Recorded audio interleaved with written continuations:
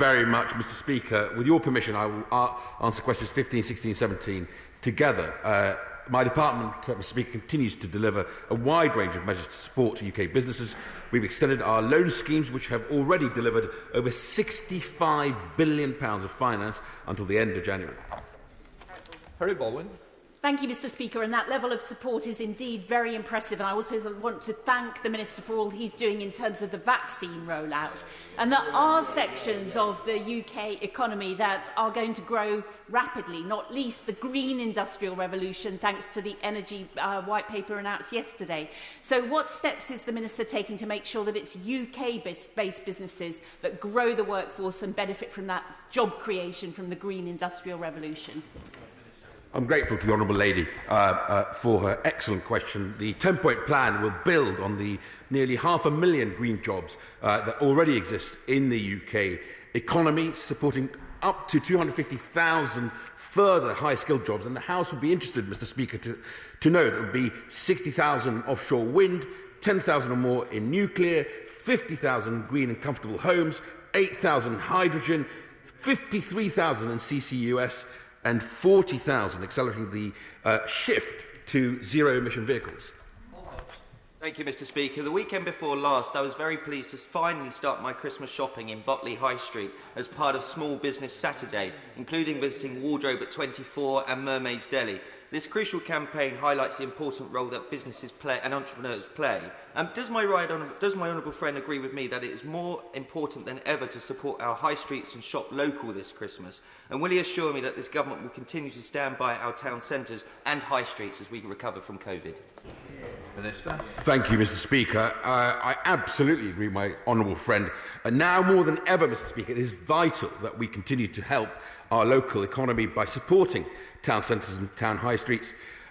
This is why, Mr. Speaker, we have delivered one of the most generous comprehensive packages of support with a total financial package of £200 billion. Thank you, Mr. Speaker. Would my honourable friend agree with me what a success the recent Small Business Saturday events were, and how important small businesses are to local communities across my constituency in Gerrards Cross, Beaconsfield and Marlow? And would my honourable friend agree that we must continue to fight for small businesses during this pandemic so that we do not risk undermining the very economic foundation of our country?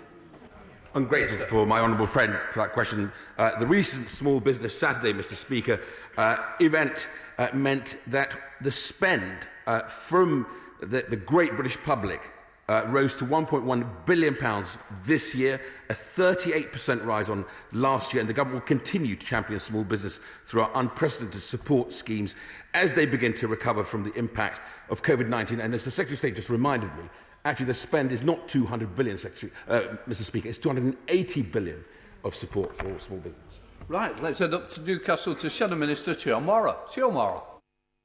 Thank you, Mr. Speaker. Of the £5 billion of new online spend because of the pandemic, 40% has gone to one website, Amazon.